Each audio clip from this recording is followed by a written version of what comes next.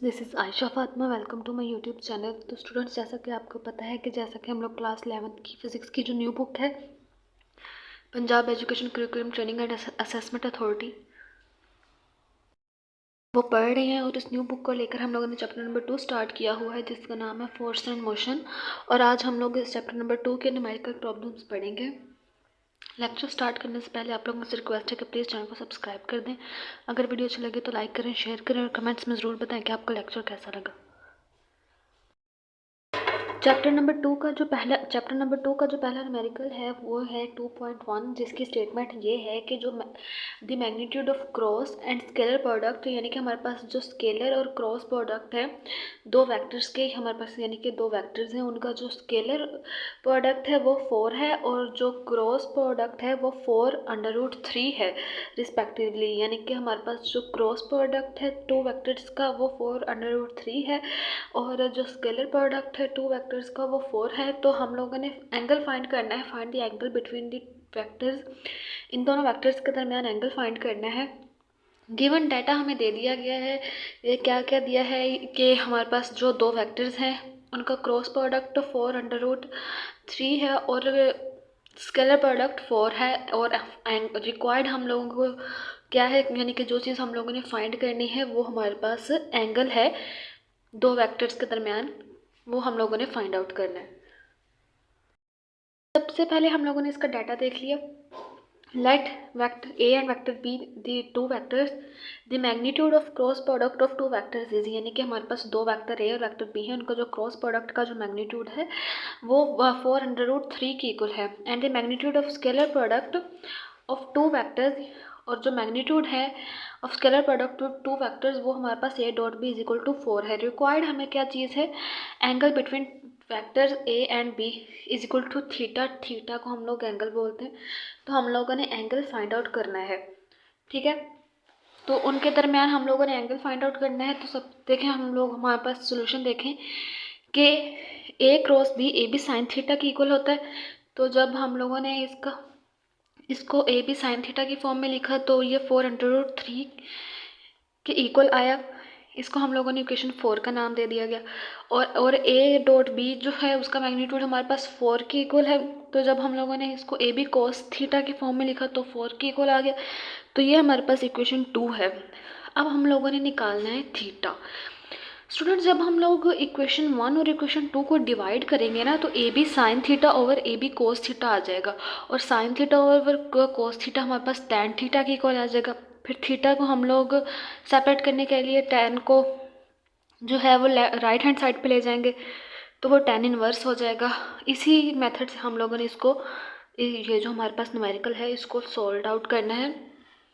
देखिए, हम लोगों ने इक्वेशन 1 और इक्वेशन 2 को जब डिवाइड किया तो A B sine theta over A B cos theta is equal to 4√3 over 4 आ गया हमारे पास। ए बी और ए बी जब कट हो गए तो sine theta over cos theta आ गया, और 4 को हम लोगों ने कट कर दिया तो sine theta over cos theta is equal to 1√3 के इक्वल आ गया। Sine theta over cos theta हमारे पास टैन थीटा के इक्वल होता है, इज इक्वल टू 1√3। ठीक है, तो हम लोगों ने थीटा को सेपरेट करना है क्योंकि हम लोगों को थीटा को फाइंड करना है। तो हमारे पास theta is equal to tan inverse 1√3 आ गया। तो टैन इनवर्स 1√3 जो है वो हमारे पास 60 डिग्री आ गया। ठीक है हमारे पास students, tan inverse 1√3 is equal to 60 degree. तो जो हमारे पास जो एंगल है वो हमारे पास 60 डिग्री आ गया। तो हम लोग इसके आंसर में लिख सकते हैं कि the angle between two vectors A and B is 60 degree, यानी कि हमारे पास दो वेक्टर्स के दरमियान जो एंगल होगा तब वो 60 डिग्री होगा। नेक्स्ट हमारे पास जो न्यूमेरिकल है वो है 2.2। उसमें हमें ये कहा गया कि एक हेलीकॉप्टर है, यानी कि एक हेलीकॉप्टर है is ascending vertically at the rate of 19.6 metre per second. यानी कि हमारे पास एक हेलीकॉप्टर है वो 19.6 मीटर पर सेकेंड की वेलोसिटी के साथ वर्टिकली अप असेंडिंग, यानी कि ज़मीन से ऊपर जो है वो उड़ रहा है। और कितनी वेलोसिटी के साथ उड़ रहा है, उसकी जो वेलोसिटी है वो 19.6 मीटर पर सेकेंड है। When it is at a height of 156.8 metre, जब वो 156.8 मीटर की ऊंचाई पे होता है ग्राउंड से ऊपर, स्टोन इज़ ड्रॉप्ड। तो वो एक स्टोन जो है ड्रॉप्ड करता है। यहाँ पर ये नहीं लिखा हुआ कि वो एक स्टोन थ्रो करता है, वो एक स्टोन को ड्रॉप करता है। ठीक है। How long does this stone take to reach the ground, वो स्टोन जो है वो ग्राउंड पर पहुंचते हुए या ग्राउंड पर पहुंचने के लिए कितना टाइम लेगा। यानी कि हमारे पास एक हेलीकॉप्टर है। ठीक है, यहाँ पर हम लोग एक हेलीकॉप्टर बना लेते हैं।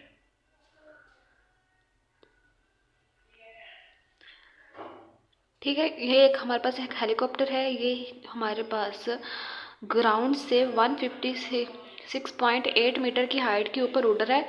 ठीक है, तो इसकी जो वेलोसिटी है वो 19.6 मीटर पर सेकंड है। इसकी वेलोसिटी 19.6 मीटर पर सेकंड है, इसलिए इसके अंदर जो स्टोन है जिसको ये ड्रॉप करता है उसकी वेलोसिटी भी 19.6 मीटर पर सेकंड होगी। ठीक है, तो वो स्टोन जो जो ये ड्रॉप करेगा वो ग्राउंड के ऊपर पहुंचने में कितना टाइम लगाएगा। तो स्टूडेंट, जब ये हेलीकॉप्टर एक स्टोन को ड्रॉप करेगा तो वो स्टोन जो है वो डायरेक्टली ही ग्राउंड के ऊपर नहीं गिरेगा।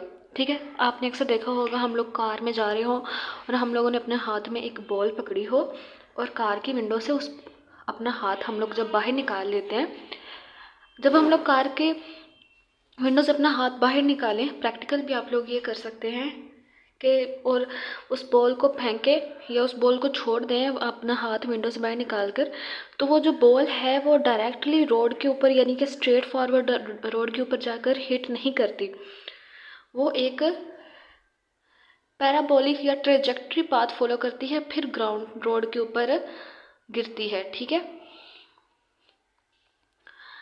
इसी तरह वो जो हेलीकॉप्टर होगा जिसकी वेलोसिटी 19.6 मीटर पर सेकंड होगी और वो ग्राउंड से वो 156.8 मीटर की ऊंचाई पर होगा, उसमें से जब एक स्टोन ड्रॉप होगा वो बिल्कुल सीधा मूव करते हुए ग्राउंड के ऊपर हिट नहीं करेगा, बल्कि एक ट्रेजेक्ट्री पाथ या पैराबोलिक पाथ को फॉलो करेगा।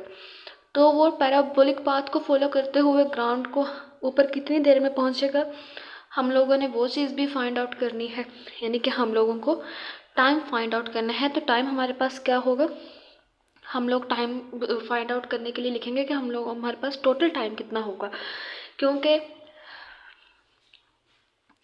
पहले जब ये हेलीकॉप्टर है ये स्टोन को ड्रॉप करेगा तो एक पैराबोलिक पाथ फॉलो करेगा, तो यहाँ से यहाँ जाते वक्त और यहाँ से यहाँ आते वक्त उसका जो टाइम होगा, टोटल टाइम वो कितना होगा। स्टूडेंट, जब वो हेलीकॉप्टर जो है वो स्टोन को ड्रॉप करेगा तो वो एक पैराबोलिक पाथ फॉलो करेगा और स्पीड पे जाके उसकी जो वेलोसिटी होगी वो ज़ीरो हो जाएगी, फिर वो ग्राउंड की तरफ मूव करेगा। ठीक है, वही सारी चीज़ें हम लोगों ने गिवन डाटा में लिख ली हैं कि इनिशियल वेलोसिटी जो हेलीकॉप्टर की और स्टोन की इनिशियल वेलोसिटी हमारे पास 19.6 मीटर पर सेकंड है। हाइट हमारे पास क्या है, h1 वो है 156.8 मीटर, और जो जाहिर सी बात है क्योंकि अगर स्टोन जो है वो ग्राउंड के ऊपर गिरता है, चाहे ही जो स्टोन है जो कि हेलीकॉप्टर से ड्रॉप हुआ है वो पैराबोलिक पाथ को फॉलो करके ग्राउंड पे गिरे, लेकिन वो ग्राउंड पे ज़रूर गिरता है और उसके गिरने की वजह जो है वो ग्रेविटी होती है, इसलिए हमारे पास जो ग्रेविटी है वो 9.8 मीटर पर सेकंड स्क्वायर होगी। यहाँ पर जो ग्रेविटेशनल फोर्स होगी वो नेगेटिव होगी, क्योंकि जो हमारे पास हेलीकॉप्टर है वो ग्राउंड से ऊपर मूव कर रहा है, ग्राउंड से हाइट के ऊपर है। हाइट कितनी है, 156.8 मीटर पर सेकंड। तो जब देखें इस हाइट पे हमारे पास हेलीकॉप्टर है, ग्राउंड से वो 156.8 मीटर की हाइट पे है हेलीकॉप्टर। जब स्टोन उसमें से ड्रॉप होता है तो स्टोन की जो वेलोसिटी है वो भी हमारे पास 19.6 मीटर पर सेकंड होती है। इसकी वजह से वो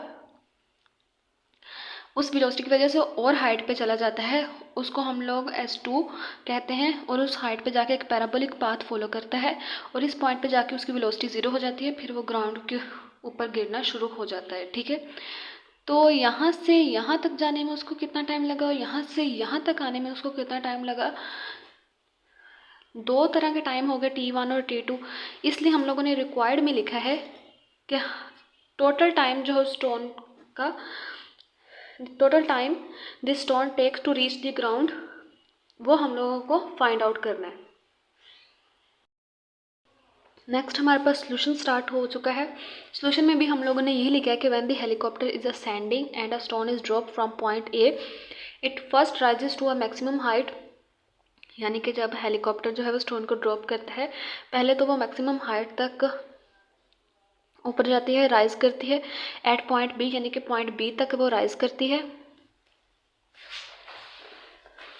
देखें, यानी कि यहाँ पर जब हेलीकॉप्टर ने स्टोन को ड्रॉप किया तो वो पॉइंट पॉइंट बी की हाइट तक, जिसको हम लोग ने हाइट को h2 का नाम दिया है, वहाँ तक राइज करता है। ठीक है, वहाँ पर उसकी जब वेलोसिटी 0 हो जाती है तब वो पॉइंट सी पर पहुँचता है, यानी कि एक पैराबोलिक पाथ को फॉलो करके ज़मीन पर गिरता है। rises to a maximum height at point B due to its upward velocity की वजह से then fall freely under gravity, फिर वो freely fall करता है due to gravity। ठीक है, तो time taken from point A to B, यानी कि पॉइंट यहाँ पर बना लेते हैं कि पॉइंट A से पॉइंट B पर गया है तो कितना टाइम लगा है। ठीक है, पॉइंट ए से पॉइंट बी पर गया है तो कितना टाइम लगा है according to first equation of motion. First equation of motion हमारे पास क्या है, V F is equal to V I plus A T, ये हमारे पास फर्स्ट इक्वेशन ऑफ मोशन है। एट पॉइंट ए पर जो है उसकी वेलोसिटी, स्टोन की वेलोसिटी 19.6 मीटर पर सेकेंड है, एंड पॉइंट बी उस पर उसकी जो फाइनल वेलोसिटी है वो 0 है। मैंने आपको पहले भी बताया कि जब वो पॉइंट बी पर जाएगा उसकी वेलोसिटी 0 हो जाएगी। उसके ऊपर जो एक्सीलरेशन है वो एक्सीलरेशन ड्यू टू ग्रेविटी होगा, जिसको नेगेटिव जी से डिनोट किया है, वो इस वजह से क्योंकि वो ग्राउंड से ऊपर है। ठीक है, तो उस पर जो है वो 9.8 मीटर पर सेकेंड स्क्वायर जो है वो ग्रेविटी एक्ट करेगी, लेकिन वो नेगेटिव फॉर्म में होगी क्योंकि वो ग्राउंड से ऊपर है। तो ये सारी वैल्यूज़ को जब हम लोगों ने इस फर्स्ट इक्वेशन ऑफ मोशन में पुट किया, इस फर्स्ट इक्वेशन ऑफ मोशन में, तो हमारे पास 0 is equal to 19.6 metre per second plus into negative 9.8 metre per second square और T1 आ गया। हम लोगों ने यहाँ पर T1 जो है वो time taken from point A to B, यानी कि पॉइंट ए से पॉइंट बी तक जाने में जितना टाइम लगा है उसको T1 से डिनोट करवाया है, और वो हम लोगों ने निकालना है। T1 निकालना है, इसलिए T1 को सेपरेट करना है। यहाँ पर negative 9.8 metre per second square जो है वो मल्टीप्लाई हो रहा है, इधर आके डिवाइड हो जाएगा। जब वो डिवाइड हो गया तो T1 हमारे पास जो है वो 2 सेकेंड आ गया। ठीक है, अब पॉइंट ए से पॉइंट बी तक की जो हाइट है, जिसको हम लोगों ने S2 का नाम दिया था, वो कितनी है। ये हमारे पास पॉइंट यहाँ पॉइंट बी है, ये हमारे पास H1 है और ये हमारे पास S2 है। ठीक है, तो ये हाइट हमारे पास कितनी है, इस हाइट को निकालने के लिए हम लोग third equation of motion use करेंगे। थर्ड इक्वेशन ऑफ मोशन हमारे पास क्या है, 2AS is equal to V F square negative V I square. Height की बात हो रही है, इस वजह से ये जो S है ये H में कन्वर्ट हो जाएगा। फिर वही सारी वैल्यूज़ पुट करेंगे हम लोग यहाँ पर। फाइनल वेलोसिटी हमारे पास 0 है, initial velocity 90.6 metre per second है। ठीक है, तो हम लोगों ने जब ये सारी वैल्यूज़ को पुट किया तो H2 फाइंड आउट करना है। S को हम लोग H से रिप्लेस कर देंगे, हाइट से, और H2 फाइंड आउट करना है। तो H2 को जब सेपरेट करना है तो ये negative 9.8 metre per second square जो है वो मल्टीप्लाई हो रहा है, इधर आके डिवाइड हो जाएगा। ठीक है,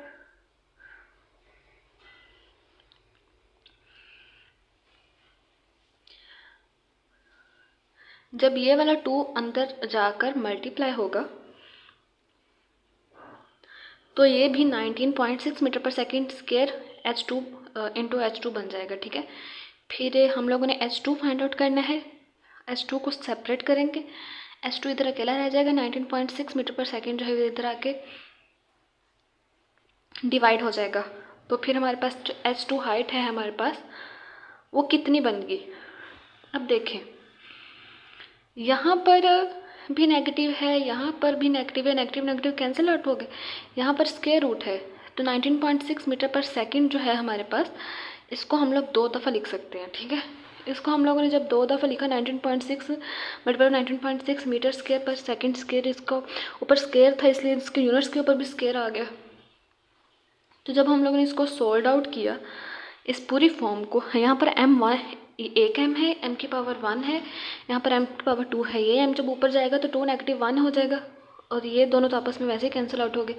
तो हम इसको सोल्ड आउट करने के बाद जो हमारे पास H2 होगी, यानी कि जो हमारे पास हाइट है वो 19.6 मीटर है। तो टोटल हाइट हमारे पास कितनी होगी? पहले वाली हाइट हमारे पास कितनी थी?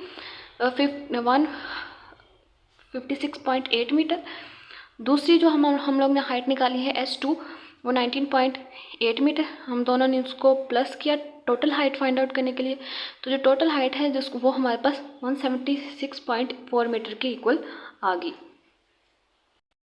पॉइंट ए से बी तक का हम लोगों ने टाइम निकाल लिया था T1, जो कि T1 हमारे पास जो है वो 2 सेकेंड आया था।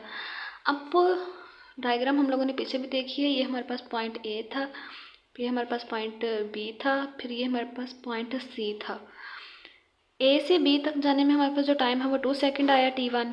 बी से सी तक आने में हमारे पास जो टाइम है वो हम उसको T2 से रिप्रेजेंट किया है, वो हम लोगों ने फाइंड आउट करना है। उसको हम using second equation of motion, जो कि हमारे पास S is equal to VIT plus half AT square है।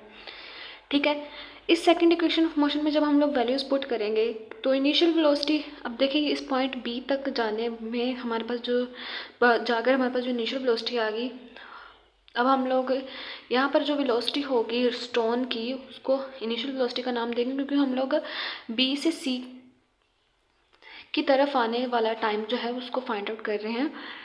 तो पॉइंट बी से पॉइंट सी तक जब स्टोन आएगा उसको जो जितना टाइम लगेगा, तो पॉइंट बी पर जब होगा उसकी जो इनिशियल वेलोसिटी होगी मैक्सिमम हाइट है, क्योंकि ये कि इसलिए इसकी वेलोसिटी 0 है। फॉर डाउनवर्ड मोशन भी initial velocity is equal to 0 for downward motion. Acceleration जो है वो g के इक्वल है, s is equal to height के इक्वल है। तो हमारे पास इनिशियल वेलोसिटी 0 होगी, तो हम लोग यहाँ पर 0 पुट करेंगे तो ये वाला सारा ही कैंसिल हो जाएगा। ठीक है, और जब ये s को हाइट लिखेंगे और a को g, एक्सीलरेशन जो है फिर उसके ऊपर ग्रेविटी जो है वो लगेगी ना, क्योंकि वो यहाँ से यहाँ नीचे गिरेगा, उस ग्रेविटी की वजह से गिरेगा। तो h इज इक्वल टू हमारे पास 1/2 GT स्क्वायर आ गया। जब हम लोगों ने वैल्यूज़ पुट की, टोटल हाइट जो हमारे पास आई थी H1 और H2 को प्लस करने की वजह से अभी जो हम लोगों ने निकाली है वॉज 176.4 मीटर थी। ठीक है, is equal to 1/2 into 9.8 metre per second square. Time T2 हम लोगों ने फाइंड करना है, T2 को सेपरेट करना है, T स्क्वायर को हम लोगों ने सेपरेट करना है, इसलिए 2 यहाँ पे डिवाइड हो रहा है, इधर आकर मल्टीप्लाई हो जाएगा, ये मल्टीप्लाई हो रहा है नीचे आकर डिवाइड हो जाएगा। तो T स्क्वायर जो है हमारे पास 30 सेकेंड स्क्वायर आ गया। जब हम लोगों ने इसका स्क्वायर रूट लिया, दोनों साइड्स पे स्क्वायर रूट लिया, तो हमारे पास T is equal to 60 second आ गया। तो हम लोग इस कह सकते हैं कि हमारे पास जो ये हमारे पास T2 आ गया, T हमारे पास जो है वो 6 सेकेंड आ गया। ये T2, इसको हम लोगों ने T2 का नाम दे दिया, क्योंकि T1 हम लोगों ने पहले फाइंड आउट किया था वो 2 सेकेंड था। जो टोटल टाइम आ गया हमारे पास T is equal to T1 plus T2, total time हमारे पास जो है वो 8 सेकेंड आ गया। टाइम जो है can not be negative, time negative नहीं हो सकता। तो इस न्यूमेरिकल के आंसर में हम लोग फिर लिख देंगे time taken bye a stone reach the ground is 8 second. तो जो इस न्यूमेरिकल में हमसे पूछा गया था कि कितना टाइम लगता है, तो वो हमारे पास जो है वो 8 सेकेंड लगता है time taken by the stone to reach the ground, वो हमारे पास 8 सेकेंड हो गया। ओके स्टूडेंट्स, उम्मीद है कि आपको इस न्यूमेरिकल की समझ आ गई होगी। स्टूडेंट्स, ये बच्चे जो हैं वो इस न्यूमेरिकल को 19.6 metre per second over in 156.8 metre इसको डिवाइड करके भी टाइम निकालने की कोशिश करते हैं, लेकिन वो मेथड जो है वो रॉन्ग है। अब आप देखें, आप लोग फर्स्ट ईयर में हैं, 11th क्लास में हैं, आपका लेवल बड़ा है, तो आप लोगों को एक प्रॉपर मेथड की ज़रूरत है जो कि प्रॉपर हो, ज़्यादा लेंथी भी ना हो, वैलिड हो।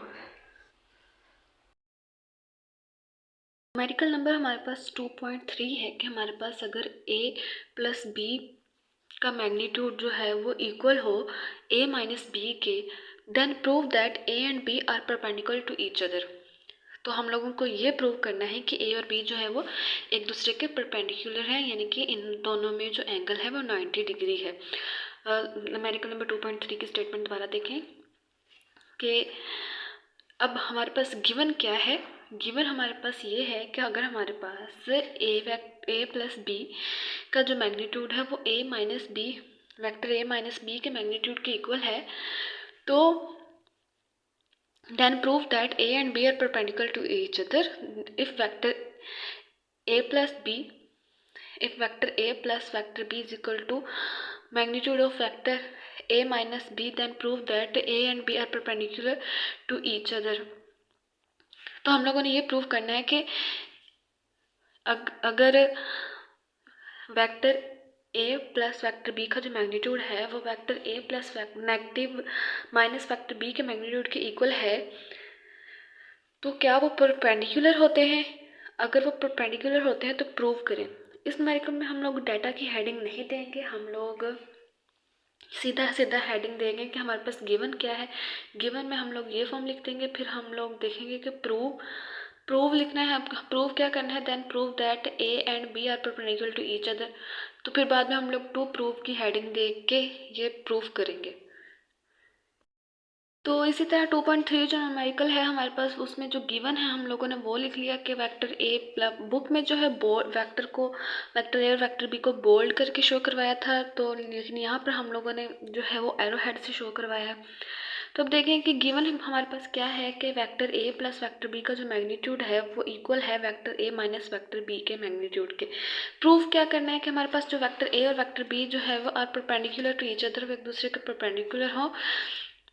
तो फिर हम लोगों ने बाद में प्रूफ की हेडिंग लिखनी है और प्रूफ लिखना है कि प्रूफ क्या है। अब देखें, प्रूफ करते वक्त सबसे पहले हम लोगों ने स्क्वायर रूट लेना है दोनों साइड्स पे, दो, यानी कि जो vector A plus vector B का मैग्नीट्यूड है उसका ऊपर भी स्क्वायर लेना है, और vector A minus vector B का जो मैग्नीट्यूड है उसके ऊपर भी स्क्वायर लेना है। स्टूडेंट्स, आपको पता है कि अगर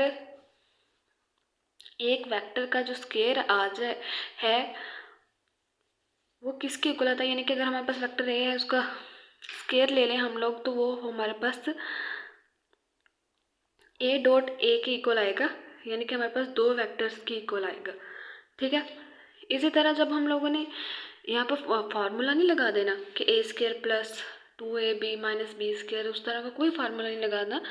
बस यहाँ पर स्क्वायर का ये मतलब कंसीडर कर लेना है कि इन मैग्नीट्यूड को 2 टाइम्स लिखना है हमने। ठीक है। ये जो हमारे पास मैग्नीट्यूड्स हैं इनको हम लोगों ने 2 दफ़ा लिखना है। तो जब इसको भी 2 दफ़ा लिख लिया, फिर इसके ऊपर स्क्वायर रूट था, इसको भी स्क्वेयरिंग था, उसको भी हम लोगों ने 2 दफ़ा लिख लिया।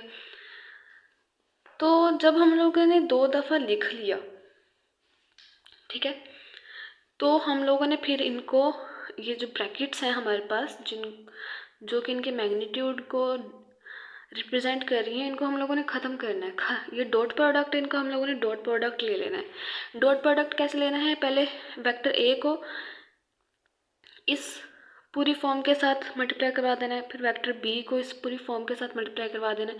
तो चले पहले हम लोग इस वेक्टर ए को इस अंदर वाली साइड से मल्टीप्लाई करवाते हैं।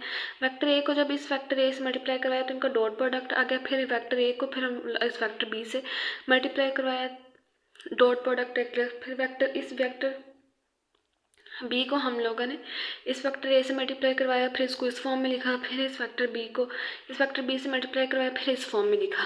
सेम इसी तरह हम लोगों ने इन दोनों को भी मल्टीप्लाई करवाना है। ठीक है स्टूडेंट्स, इन दोनों को हम लोगों ने मल्टीप्लाई करवाना है। तो इस वेक्टर ए को इस वेक्टर ए से मल्टीप्लाई करवाया तो हमारे पास ये फॉर्म आ गई, फिर इस वेक्टर ए को इस वेक्टर बी के साथ मल्टीप्लाई करवाया तो हमारे पास उनका डॉट प्रोडक्ट ये आ गया, फिर इस वेक्टर बी को इस वेक्टर ए के साथ मल्टीप्लाई करवाया तो इनका डॉट प्रोडक्ट ये आ गया, फिर इस वेक्टर बी को इस वेक्टर बी से जब मल्टीप्लाई करवाया तो ये माइनस और माइनस प्लस हो गया मल्टीप्लाई होकर, तो फिर इसका डॉट प्रोडक्ट हमारे पास इस फॉर्म में आ गया।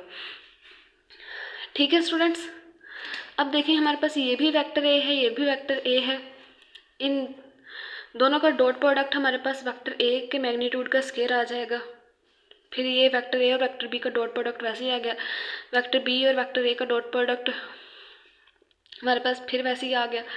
ठीक है, फिर हमारे पास ये वेक्टर बी है और ये भी वेक्टर बी है, ये हमारे पास इसका डॉट प्रोडक्ट हमारे पास B square, vector B square के मैग्नीट्यूड के इक्वल आया।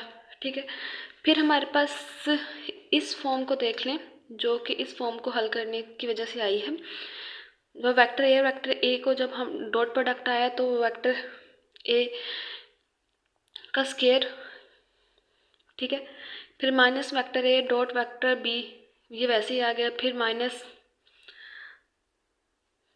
इसको वेक्टर ए या वेक्टर बी लिखें या vector B dot vector A लिखें, लेकिन हम लोगों ने इसको इसी फॉर्म में लिखा। फिर जब हम लोगों ने इन दोनों का डॉट प्रोडक्ट लिया, इन दोनों का डॉट प्रोडक्ट लेने की वजह से हमारे पास जो है वो वेक्टर बी का स्क्वायर आ गया। अब देख स्टूडेंट्स, देखें वेक्टर ए और डॉट वेक्टर बी जो है वो वेक्टर बी और वेक्टर ए के इक्वल होते हैं, इसलिए यहाँ पर हम लोगों ने वेक्टर ए और वेक्टर बी भी डॉट तो वेक्टर बी भी लिख लिया, ये वाली फॉर्म नहीं लिखी।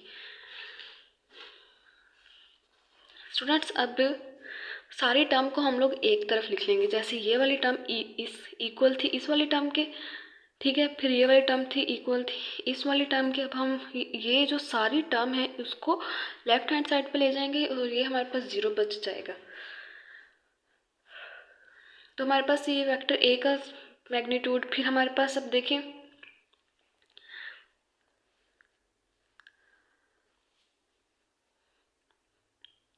ये भी वेक्टर ए है डॉट वेक्टर बी है।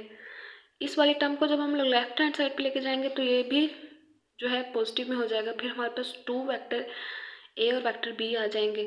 तो यहाँ इसलिए हम लोगों ने यहाँ पर 2 vector A dot vector B लिख दिया। फिर इस टर्म को जब हम लोग लेफ्ट हैंड से राइट पे लेके जाएंगे तो ये भी पॉजिटिव हो गया। ठीक है,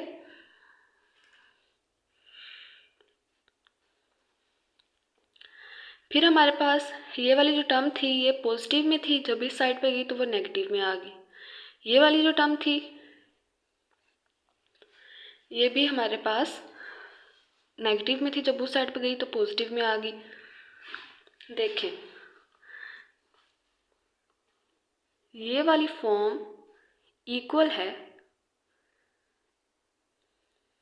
इस फॉर्म के। ठीक है, तो ये इस फॉर्म को हम लोग जब लोग लेफ्ट हैंड साइड पे लेकर जाएंगे तो ये पॉजिटिव में है, इसके साथ पॉजिटिव साइन है, इसके साथ नेगेटिव आ जाएगी, इसके साथ नेगेटिव है, इसके साथ पॉजिटिव आ जाएगा, इसके साथ नेगेटिव है, इसके साथ भी पॉजिटिव आ जाएगा, इसके साथ नेगेटिव है, इसके साथ भी पॉजिटिव आ जाएगा।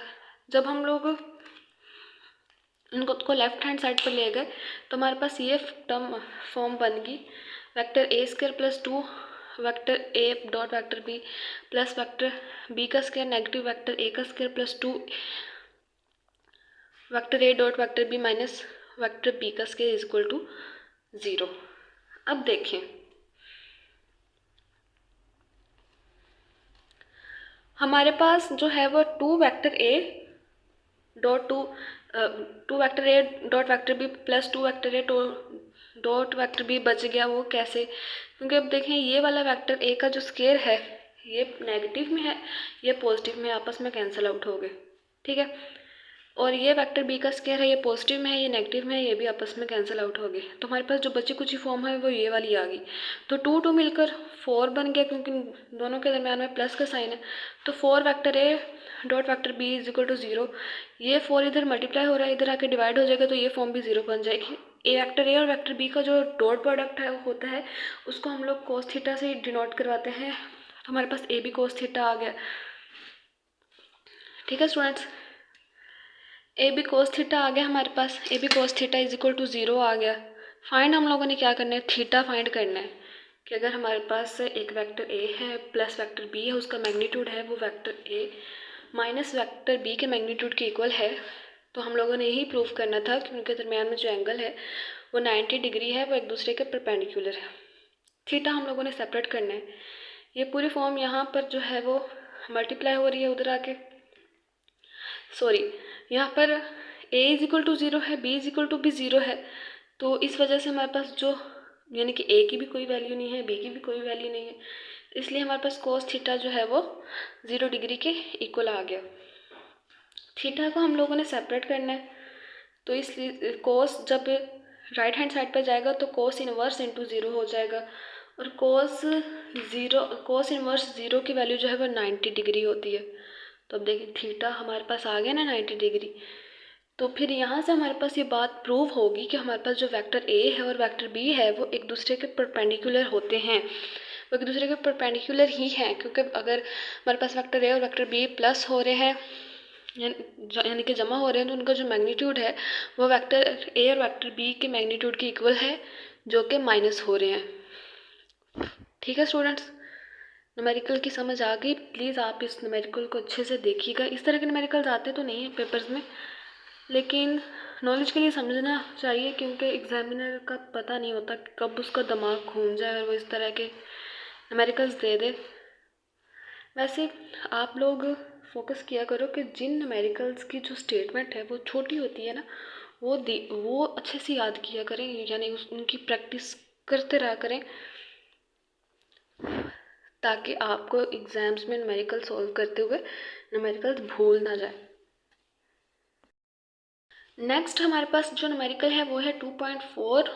उसकी जो स्टेटमेंट है वो ये है कि a body of mass m at rest explodes into 3 pieces, यानी कि हमारे पास एक बॉडी है जिसका मास जो है हमारे पास m है, वो रेस्ट पर है, उसको हम लोग एक्सप्लोड करते हैं 3 पीसीज में। ये ठीक है, 2 of which of mass m/4, उनमें उन 3 पीसों में से जो 2 पीस होते हैं उसका जो मास है वो m/4 है। Each are thrown off in a perpendicular direction, और हम उन दोनों मैसेज या उन दोनों पीसीज जिनका मास m/4 है, हम लोग उनको थ्रोन ऑफ करते हैं परपेंडिकुलर डायरेक्शन में with velocities 3 meter per second and 4 meter per second respectively.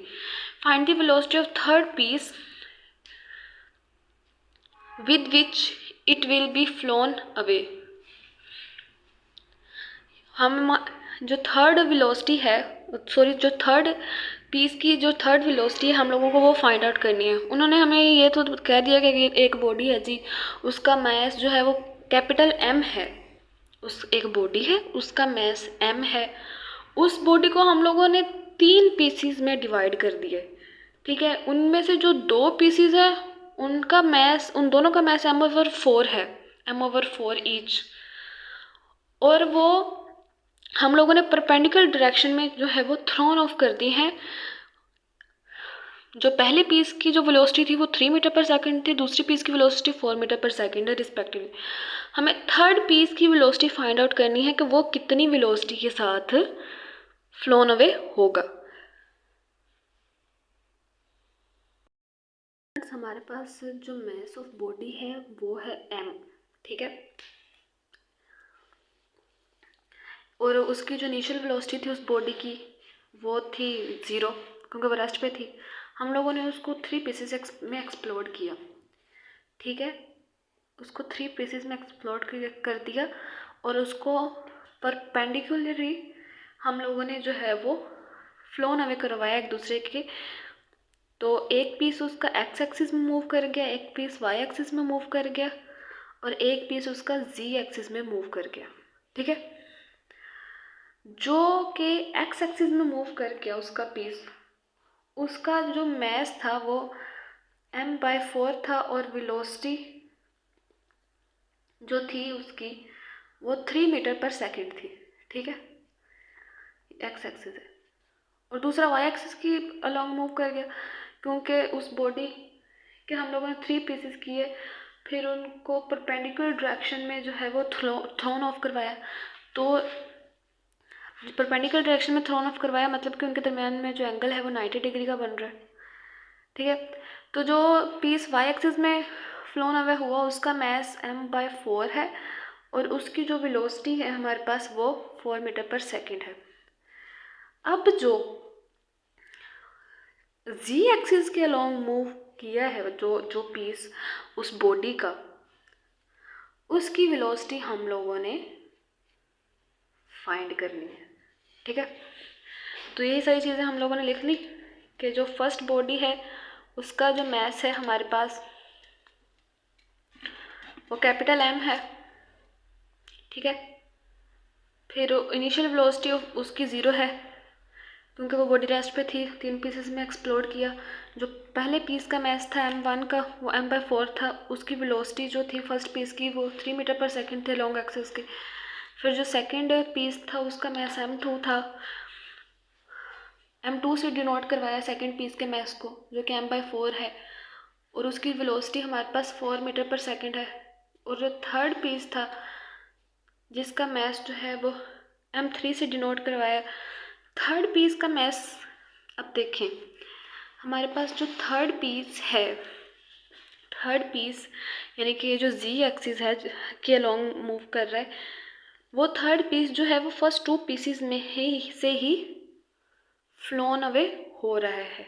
ठीक है, तो अगर हम थर्ड पीस का जो मास है m, थर्ड पीस के मास को हम लोग कैसे फाइंड आउट करेंगे? जो हमारे पास बॉडी का मास था जिसको हम लोगों ने 3 पीसेस में एक्सप्लोड किया उसको, और उस बॉडी के मास में से हम लोग पहले 2 पीसेस का मास निकाल देंगे, तो फिर हमारे पास जो मास बच जाएगा वो थर्ड पीस का मास होगा।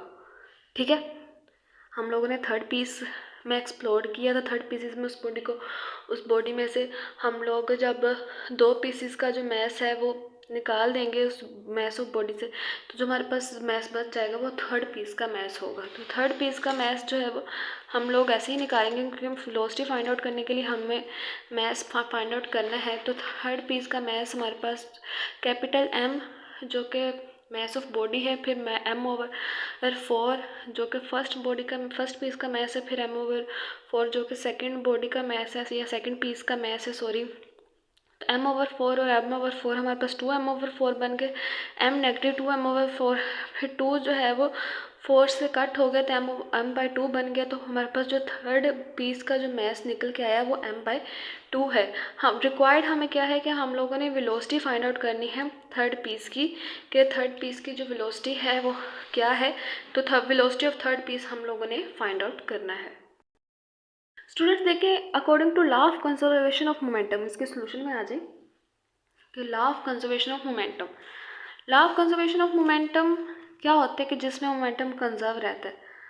मोमेंटम जो है वो किसी भी बॉडी का उसकी मास और वेलोसिटी की इक्वल है। अगर हमें किसी बॉडी की मास का पता है तो हम लोग जो है उसकी वेलोसिटी फाइंड आउट कर सकते हैं। मास और मोमेंटम का पता है, उसकी वेलोसिटी फाइंड आउट कर सकते हैं। ठीक है, तो हमें जो थर्ड पीस है उसकी वेलोसिटी फाइंड आउट करनी है। मास हम लोगों ने फाइंड आउट कर लिया है m/2। अभी जो पहली बॉडी थी जो सबसे बड़ी थी जिसको हम लोगों ने 3 पीसेस में एक्सप्लोर किया था, वो रेस्ट पर थी, उसको 3 पीसेस में एक्सप्लोर किया, फिर परपेंडिकुलर डायरेक्शन में वो थ्रोन अवे हुए। ठीक है, परपेंडिकुलर डायरेक्शन में थ्रोन अवे हुए, उसके बाद उनकी वेलोसिटीज़ भी हमारे पास हैं, मास भी है, लेकिन जो थर्ड पीस है उसका मास नहीं था। इसलिए हम लोगों ने फर्स्ट जो सबसे बड़ी बॉडी थी जिसको 3 पीसेस में एक्सप्लोर किया था, उसमें से फर्स्ट 2 बॉडीज़ का मास जो है माइनस करके थर्ड पीस का मास जो है वो निकाला, जो कि m/2 निकल के आया हमारे पास m3।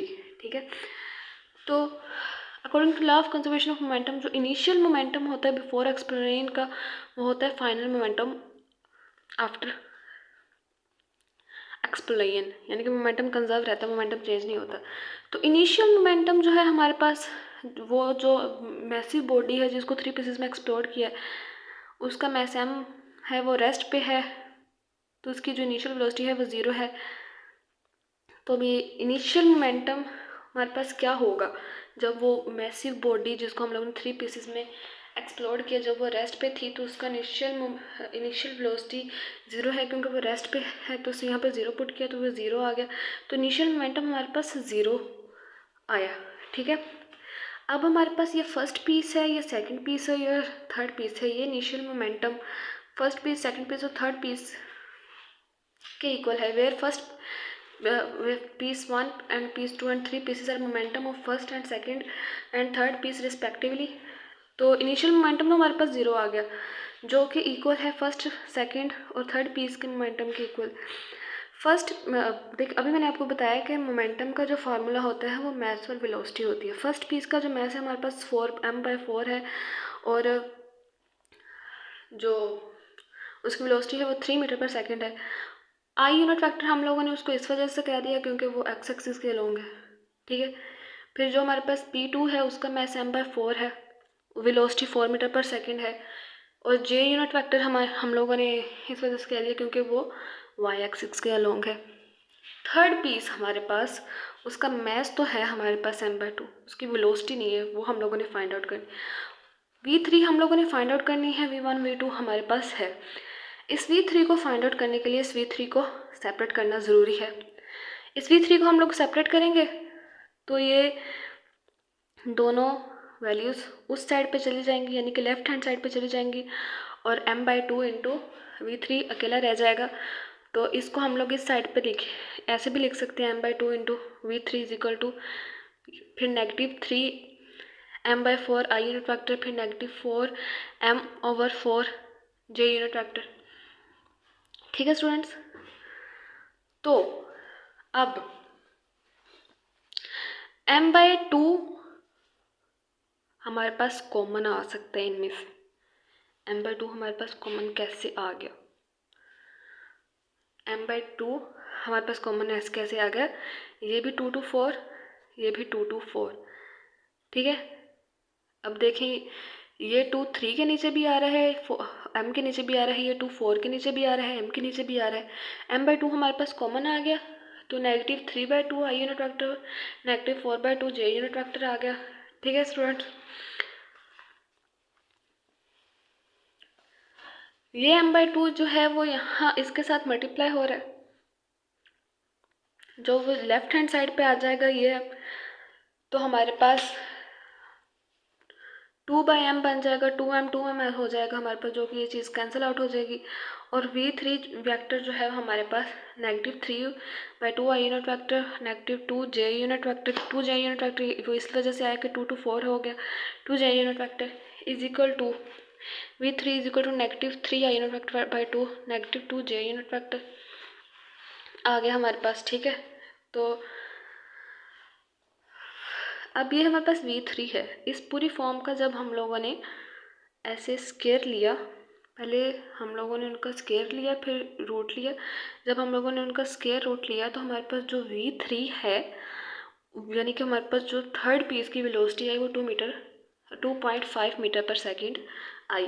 तो हम इसके बाद हम लोग लिख सकते हैं कि since V3 is equal to negative into 3/2 I unit vector plus 2 J unit vector, so velocity vector of third piece is opposite to resultant velocity vector of 2 pieces. यानी कि हमारे पास जो पहले 2 पीसेस थे उनकी वेलोसिटीज़ से जो थर्ड पीस है उसकी जो वेलोसिटी है वो ऑपोजिट है पहले 2 पीसेस की वेलोसिटी से। ठीक है, यानी कि पहले पीस की जो वेलोसिटी है वो एक्स एक्सिस के अलोंग थी, दूसरी पीस की वेलोसिटी वाई एक्सिस के अलोंग थी, थर्ड पीस की जो वेलोसिटी है वो ऐसे बाहर की तरफ है, जिसको हम लोग जो कि जी एक्सिस के अलोंग है, जो कि 2.5 मीटर पर सेकंड है। न्यूमेरिकल नंबर जो है हमारे पास 2.4 है कि a cricket ball hits up with velocity of 20 meter per second at an angle of 45 degree with the ground। कि हमारे पास एक क्रिकेट बॉल है जो वो एक ग्राउंड को हिट करती है, तो उसकी जो अपवर्ड मूव करती है, और उसकी जो अपवर्ड मूवमेंट की जो वेलोसिटी होती है वो 20 मीटर पर सेकंड होती है। एंगल हमारे पास 45 डिग्री होता है ग्राउंड से। हम लोगों ने क्या चीज़ें फाइंड करनी है? हम लोगों ने उसका time of flight find out करना है, मैक्सिमम हाइट फाइंड आउट करनी है, how far away it's hits the ground, और वो ग्राउंड को कितनी दूर जाकर उसने हिट किया है। मतलब कि अगर ये एक बॉल है, इसको ऐसे ड्रॉ करते हैं, अगर हमारे पास एक बॉल है, उसने ग्राउंड को हिट किया है और वो ऊपर को मूव कर रही है, उसकी जो वेलोसिटी है 20 मीटर पर सेकंड है, और फिर वो वापस आकर एक पैराबोलिक पाथ फॉलो करके ग्राउंड को हिट करती है, तो हम लोग ये फाइंड आउट करेंगे मैक्सिमम हाइट की, वो मैक्सिमम हाइट कितनी उसने अटेन की है। अगर वो 20 मीटर पर सेकंड के साथ मूव कर रही है, एंगल 45 डिग्री है, और जो वो पॉइंट ऑफ प्रोजेक्शन से या उस पॉइंट से जिस पॉइंट से उसने उस ग्राउंड को हिट किया है और उस पॉइंट से जहाँ पे वो जाके गिरी है वहाँ तक कितना डिस्टेंस है और टाइम क्या है, टाइम ऑफ फ्लाइट, वो कितना टाइम लिया है उसने इस पॉइंट से उस पॉइंट तक जाने में। ठीक है स्टूडेंट्स, तो चलिए डाटा देखते हैं फिर इसकी रिक्वायर्ड और सोल्यूशन। इनिशियल वेलोसिटी हमें पता है कि 20 मीटर पर सेकंड है। प्रोजेक्टाइल एंगल भी उन्होंने हमें दे दिया गया है थीटा, जो कि 45 डिग्री है, और जी भी हमें दे दिया कि जी की वैल्यू हमारे पास 9.8 मीटर पर सेकंड स्क्वायर है। ये तो आपको पता है कि अगर वो दोबारा ग्राउंड को हिट कर रही है तो उसकी वजह एक ही है, वो है ग्रेविटेशनल फोर्स, जो कि 9.8 मीटर पर सेकंड स्क्वायर है। ठीक है स्टूडेंट, रिक्वायर्ड हमें क्या है कि time of flight find out करना है, मैक्सिमम हाइट फाइंड आउट करनी है, range of projectile find out करना है। रेंज ऑफ प्रोजेक्टाइल यही है कि इस पॉइंट से उस पॉइंट तक कितना डिस्टेंस कवर किया है, ये कितनी रेंज है उसकी, कितनी रेंज पर जाके गिरी है वो चीज़ या वो बॉल। ठीक है, फार्मूला ही हमारे पास जो टाइम ऑफ फ्लाइट को फाइंड आउट करने के लिए है वो है T=2 VI sin theta over G, first formula है। फिर हाइट और मैक्सिमम हाइट फाइंड आउट करने का फार्मूला है H=VI² sin square theta over 2g। फिर range of projectile find out करने का फार्मूला है हमारे पास R=VI sin 2 थीटा ओवर जी। ये हमारे पास थर्ड फार्मूला है। पहले हम लोग फर्स्ट फार्मूला में वैल्यूज पुट करेंगे क्योंकि हमारे पास इनिशियल वेलोसिटी भी है, थीटा भी है, जी की वैल्यू भी है। फिर सेकंड इक्वेशन में वैल्यूज पुट करेंगे सेकंड फार्मूला में हाइट को फाइंड आउट करने के लिए। फिर थर्ड इक्वेशन में वैल्यूज पुट करेंगे रेंज को फाइंड आउट करने के लिए। फर्स्ट इक्वेशन में जब हम लोगों ने फार्मूला पुट किया जो कि हमारे पास थी 2 VI sin थीटा ओवर जी, तो फिर T=2 VI इनिशियल वेलोसिटी हमारे पास 20 मीटर पर सेकंड है, साइन 45 डिग्री है हमारे पास, जी की वैल्यू 9.8 मीटर पर सेकंड स्क्वायर है। ठीक है, 20 को जब 2 से मल्टीप्लाई किया तो 45 मीटर पर सेकंड आ गई, साइन 45 डिग्री जो है वो हमारे पास 0.707 की इक्वल आ गया ओवर जी की वैल्यू 9.8 मीटर पर सेकंड है। बस हम लोगों ने इसको कैलकुलेटर से सॉल्व किया तो टाइम जो है वो हमारे पास 2.9 सेकंड आ गया। जो हमारे पास इक्वेशन 4 है, सॉरी इक्वेशन 2 है, जो कि हाइट को फाइंड आउट करने के लिए है हमारे पास कि H=VI² sin square theta over 2g। तो इसमें जब हम लोग इनिशियल वेलोसिटी की वैल्यू पुट करेंगे 20 मीटर पर सेकंड, फिर थीटा की वैल्यू पुट करेंगे, फिर जी की वैल्यू पुट करेंगे 9.8 मीटर पर सेकंड स्क्वायर, तो सारी वैल्यू जब पुट की तो हमारे पास ये चीज़ बन के आ गई। 20 का स्क्वायर लिया, फिर साइन 45 डिग्री का स्क्वायर, फिर 2 × 9.8 मीटर पर सेकंड का स्क्वायर। जब ये सारी चीज़ें हम लोगों ने कैलकुलेटर पर डाली तो हमारे पास जो हाइट आई, जो मैक्सिमम हाइट अटेन की है वो है 10.2 मीटर। तो 10.2 मीटर हाइट जो है वो अटेन की है उस बॉल ने जब वो ग्राउंड को हिट करती है, फिर अपवर्ड मूव करती है 20 मीटर पर सेकंड की स्पीड के साथ, और एंगल होता है हमारे पास 45 डिग्री। रेंज को फाइंड आउट करने का फार्मूला है हमारे पास R=VI² sin 2 थीटा ओवर जी। ठीक है, तो इसमें भी ये वही वैल्यूज पुट कर देनी है, बहुत ही ईजी न्यूमेरिकल है। जब वो वाली सारी वैल्यूज इसमें पुट की तो पुट करने के बाद हम लोगों ने इसको कैलकुलेटर पे सॉल्व किया तो रेंज हमारे पास 41 मीटर आई।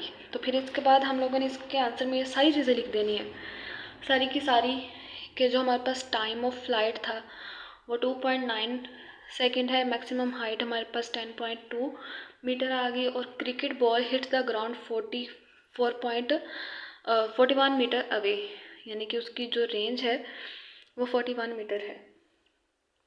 ठीक है स्टूडेंट्स, उम्मीद है कि आपको आज के लेक्चर की समझ आ गई होगी।